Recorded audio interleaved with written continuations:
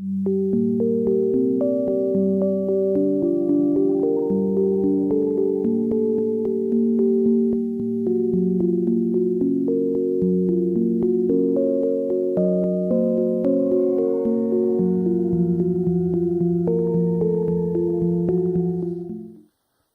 à tous d'être présents. Donc, ce soir, je vais vous expliquer peut-être comment est née en fait la Grande Mosaïque, pourquoi le nom de Grande Mosaïque finalement, parce que c'est pas un nom qui est quand même qui est assez atypique pour un plan urbain, mais qui reflète quand même un peu la réalité du site.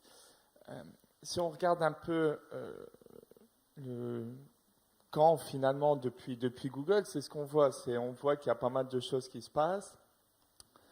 On voit ici les trois communes de Caen, Mondeville et Rouville. Et puis ici, le périmètre d'études qui nous avait été défini à l'époque, qui tenait à peu près sur 600 hectares, donc quand même un territoire très très large pour traiter du plan guide. Donc on est arrivé en fait sur ce projet avec ce territoire, on ne savait pas vraiment où regarder, qui était quand même assez large.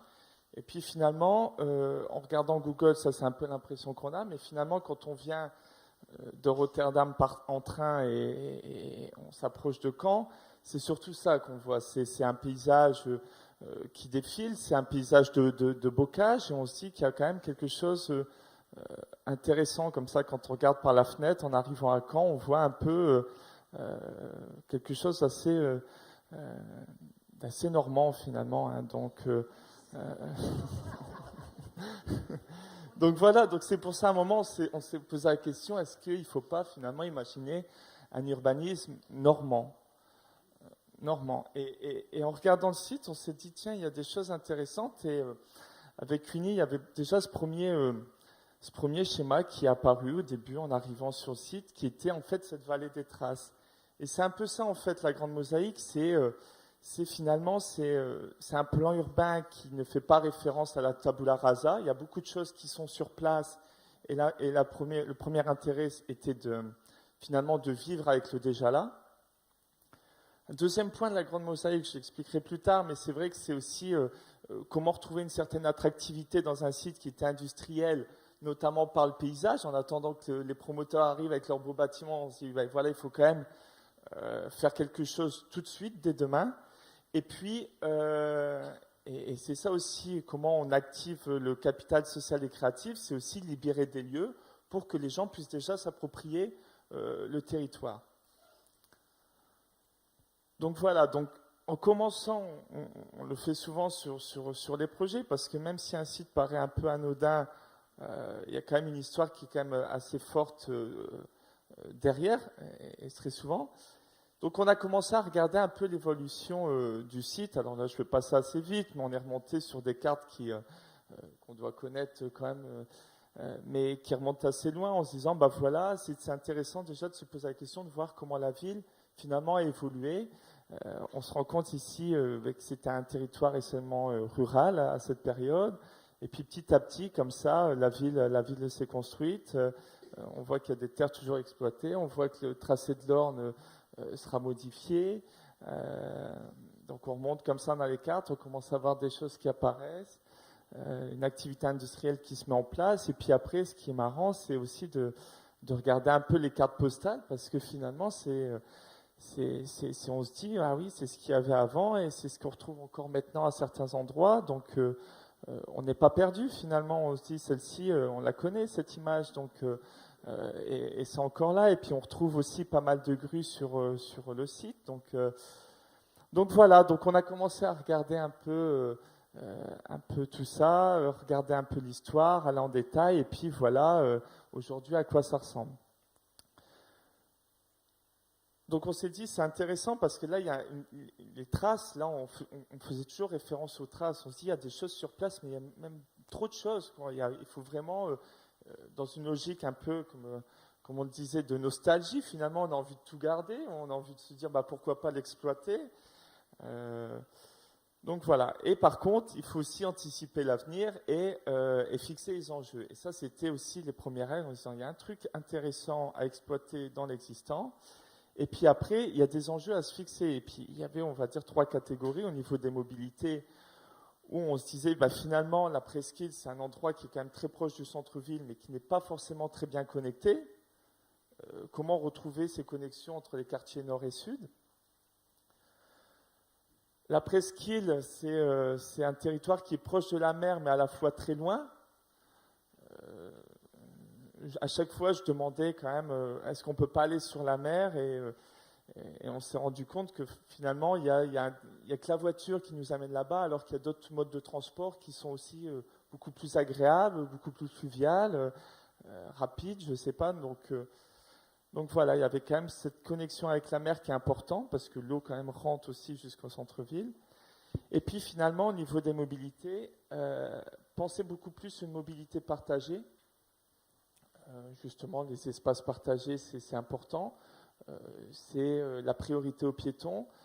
On retrouve de plus en plus d'exemples comme ça aux Pays-Bas ou dans d'autres villes, mais où finalement la place de la voiture, elle n'est pas interdite. Hein.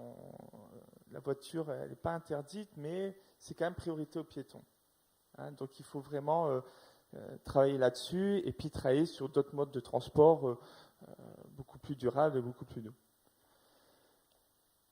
Le deuxième enjeu qui était le paysage, ça on le voit parce que finalement, il y a aussi un paysage existant qui est très très fort sur la presqu'île. Et on s'est dit comment finalement fixer un enjeu qui était de valorisation de ces espaces paysagers. Et puis finalement, de se réapproprier aussi cette partie de ville par le paysage pour recréer une certaine attractivité. Bien sûr, assurer une continuité écologique, ça c'est important par rapport justement à l'Orne aussi, tout le paysage qu'on retrouve le long de l'Orne. Et puis, habitons le paysage. Et ça, c'est ça qui est important aussi, c'est cette qualité. Quand on va se dire, voilà, on va habiter avant tout un paysage, c'est pas mal. C'est pas mal, je montrerai sur les images. Et enfin, les enjeux d'urbanité, qui étaient aussi savoir quand même promouvoir une certaine densité, mais adaptée au site. Et penser finalement une ville qui soit souple. Et ça, c'est intéressant parce que la ville, on n'est plus dans une logique de plan urbain où on fait le plan et puis dans 30 ou 40 ans, on se dit, ça commence à marcher. La ville doit marcher tout de suite. On doit tout de suite fixer des règles dans un an, d'ici 5 ans, 20 ans et puis au-delà. Et puis finalement, il ne faut pas avoir peur que cette ville puisse changer, même le paysage puisse changer également. Le patrimoine, on le voit, il y en a beaucoup sur la presqu'île, les grues, les bâtiments existants. C'est ce qui fait aussi l'identité de la presqu'île. Ça, c'est important, pas perdre cette identité. Et puis voilà aussi, bien entendu, développer des typologies qui soient adaptées aux futurs habitants et voir quel type d'habitants aussi on cible sur la presqu'île, hein, avec des habitants qui ont vraiment des modes de vie beaucoup plus urbains.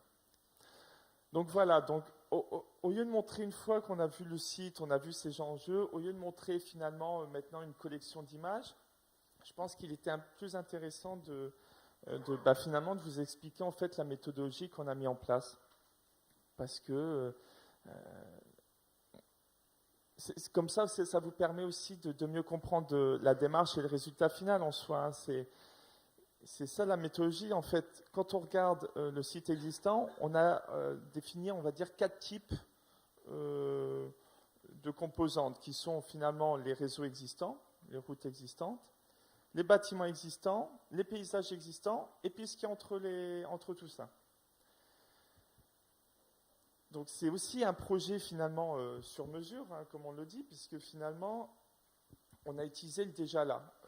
Aussi, c'est bien, ça coûte moins cher. C'est intéressant de se dire finalement, est-ce qu'on n'utiliserait pas finalement les routes existantes pour penser le plan urbain? Et on va dire, voilà, sur les réseaux, on se dit, qu'est-ce qu'on peut faire sur les réseaux? Et bien, sur les réseaux, on développe le réseau viaire, on développe les réseaux en commun avec le tram et le bus, et on développe les mobilités douces. Sur les paysages existants, c'était la manière de les valoriser. On avait peut-être deux possibilités de valoriser les paysages existants. On le voit, il y a un parc qu'on a appelé le parc des Rails. Si on va sur la presqu'île, il est là. Il y a des arbres qui font 20 mètres. C'est très végétal. Hein. Le parc est déjà là, il n'y a rien à faire. Donc on s'était dit, finalement, une première étape dans le paysage, est-ce que ce n'était pas de laisser un peu le paysage se développer suivant une dynamique beaucoup plus naturelle, où on imaginerait comme ça au fil des années la nature qui reprend un peu ses droits et qui continue à se développer. Un deuxième type de paysage qui était les paysages cultivés. Donc là aussi, c'était dans la même manière de prendre des terrains et puis de les développer, voilà, avec tout ce qu'on connaît. Donc voilà, avec les petites animations. Si je parle des bâtiments existants, ça c'est intéressant aussi parce qu'on voit qu'il y a un catalogue. En fait, finalement, on est en train de se dire, voilà un peu les catalogues des possibilités qu'on peut faire tant au niveau des infrastructures, au niveau du paysage ou au niveau des bâtiments existants. Et finalement, c'est vrai, au niveau des bâtiments existants, ils ont des activités. Et ces activités, il faut les garder, on le voit ici, dans ces bâtiments. Il y a aussi des bâtiments qu'il faut peut-être réinvestir, où il n'y a plus d'utilité, mais finalement, la structure est là, on peut les utiliser. On peut les donner à des associations aujourd'hui qui permettraient peut-être d'activer finalement la presqu'île dans un premier temps. On se dit, voilà, on peut faire des choses, ou on peut garder la trace et faire un nouveau bâtiment, ou voilà, on en fait un bar, ou on met quelque chose au-dessus. Donc, il y a quand même des choses intéressantes. Et puis après, il y a le troisième type de bâtiments, c'est les bâtiments, on va dire, qui existent, qui sont là, où on voit encore les structures, ces fermes industrielles en métal, mais qui coûteraient quand même trop cher à réhabiliter, ou même où les structures sont plus adaptées parce que trop vieilles ou trop rouillées ou je ne sais pas quoi pour une réhabilitation. Mais on se dit c'est quand même intéressant de garder au moins les traces qu'on voit sur ces bâtiments. Et par exemple ici, pourquoi pas se dire retirer la toiture et garder les murs pour en faire un jardin, ou dans ce cas-là juste garder l'emprise au sol et développer un jardin, ou faire un mix. Où on voit les structures mélangées avec le jardin, donc voilà. Et puis là, on s'est amusé comme ça à faire un catalogue de possibilités sur les traces de l'existence, sur les bâtiments existants, où on voit voilà un peu ce que ça pourrait donner. Donc on se dit il y a quand même une collection qui est intéressante et quand même une certaine flexibilité derrière. Ensuite, il y avait cette logique des offsets. Alors les offsets, c'est un mot anglais, difficilement traductible, hein, je pense. Hein, au début, on me demandait c'est quoi les offsets, et si on traduit littéralement, c'est les décalages. Mais ce n'est pas l'idée non plus de ces offsets. Les offsets, c'était finalement de renforcer l'emprise de ces traces, qu'elles soient paysagères ou bâties. Alors, le offset est composé finalement de deux choses. Une première chose, je disais, c'était les espaces partagés. La voiture est bienvenue et priorité aux piétons. Donc, c'est des zones qui sont quand même très limitées. Bien sûr, il y a des axes principaux qui sont les axes routiers existants qu'on conserve. Mais par contre, quand on commence à rentrer dans les îlots, on a des choses quand même beaucoup plus piétons. Tant mieux finalement, parce que au moins la presqu'île, c'est un lieu de destination, c'est plus un lieu de chatte. On n'est pas là pour traverser la presqu'île comme raccourci, donc il y a quand même une vitesse assez réduite. Et puis, l'autre composante, c'est le bocage. Et c'est ça, en fait, l'idée un peu directrice du plan guide, c'est ce bocage, c'est retrouver un peu cette identité normande. Alors, comment le bocage il se met en place? Finalement, ce bocage, ce qui est intéressant, c'est si on voit un peu une coupe type de l'espace public, on se dit, voilà, on a un bâtiment existant avec l'espace partagé qui met en place. Ce qui est intéressant, c'est que le bocage donne un peu quand même une mise à distance par rapport au bâtiment et l'espace public. Donc là, on le voit ici, on commence à voir cette mise à distance. Donc dans un premier temps, on réhabilite l'usine existante pour en faire un parc ou quelque chose d'autre. On voit ce bocage qui commence à prendre forme, donc petit à petit. Par la suite, des opérations immobilières arrivent. Donc elles viennent s'insérer finalement dans leurs traces. Et puis avec ce bocage qui se développe et les activités, donc voilà, on a vraiment ce paysage changeant. Et là ici, c'était quelques exemples finalement de plantes qu'on pourrait retrouver. Alors bien sûr, il faut encore développer un peu plus avec les paysagistes, le type de plante à avoir pour limiter l'entretien, pour avoir un effet qui soit quand même bien et agréable. Donc on le voit et finalement on s'est fait ici une petite élévation en se disant le bocage, ça c'était assez marrant aussi, c'est quand on le faisait sur les 3D, on était un peu limité finalement avec le logiciel où on commençait à extruder en fait finalement ces bocages et ça ressemblait à des haies.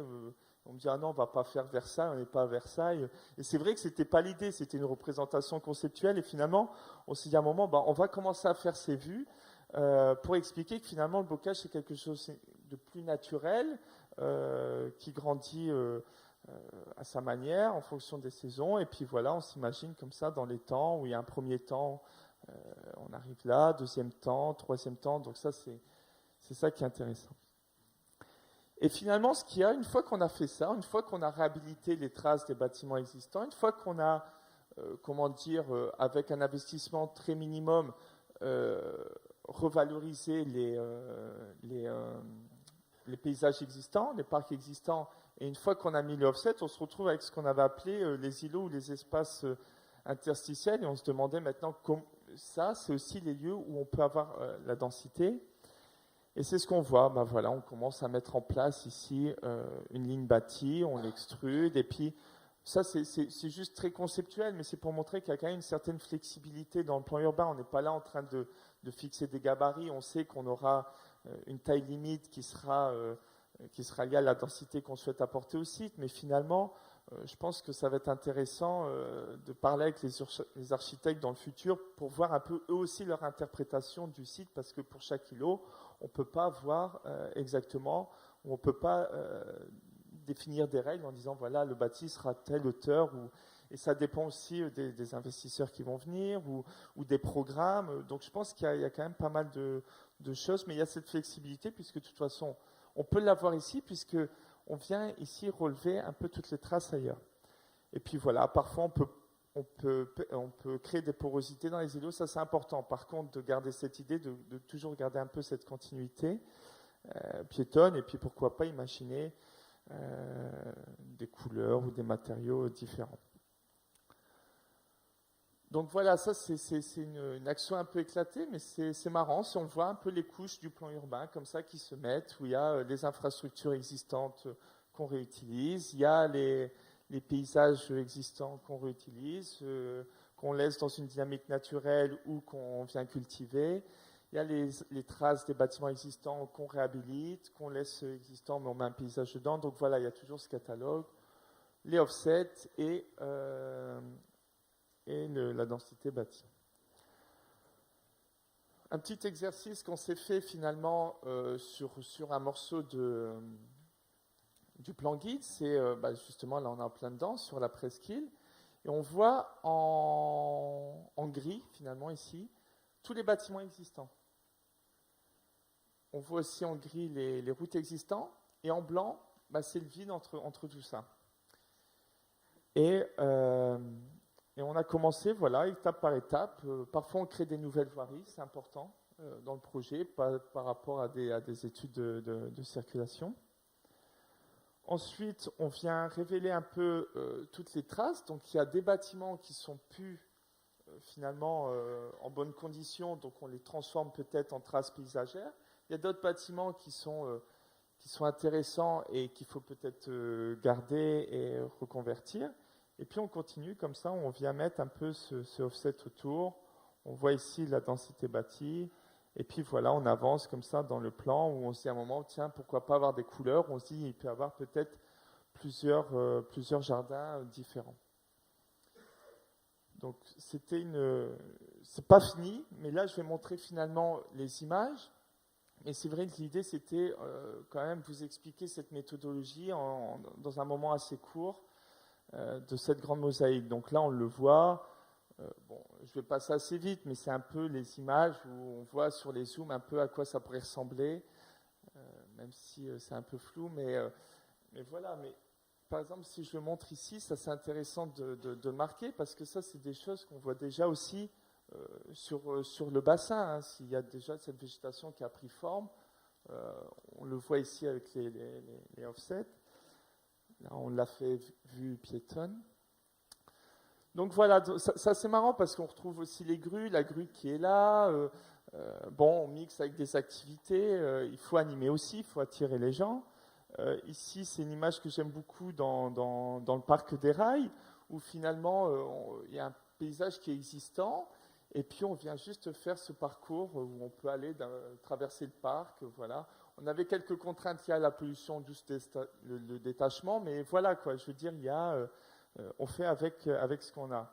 Donc je continue sur certaines vues. Alors je ne vais pas toutes les montrer, mais c'est vrai que voilà, là on voit bien aussi sur une autre partie un peu cette logique des offsets, où ici on voit les structures existantes qui sont les structures des anciens bâtiments qu'on est venu garder. On le voit aussi à l'île de Nantes. Hein, finalement, on retrouve un peu ce dialogue industriel qu'on retrouve sur le site, avec un aménagement paysager. Et puis voilà, on est venu mettre après des opérations entre deux. Donc voilà, alors on avait beaucoup d'images, j'aurais pu tous les montrer, mais je pense que c'était bien de faire comme ça une sélection rapide pour ne pas monopoliser non plus la parole et puis avoir plus de temps peut-être après pour les échanges. Donc voilà, je vais m'arrêter là sur la grande mosaïque aujourd'hui, pas complètement parce qu'il manque quelques bâtiments sur la presqu'île, et la grande mosaïque demain. Voilà, merci.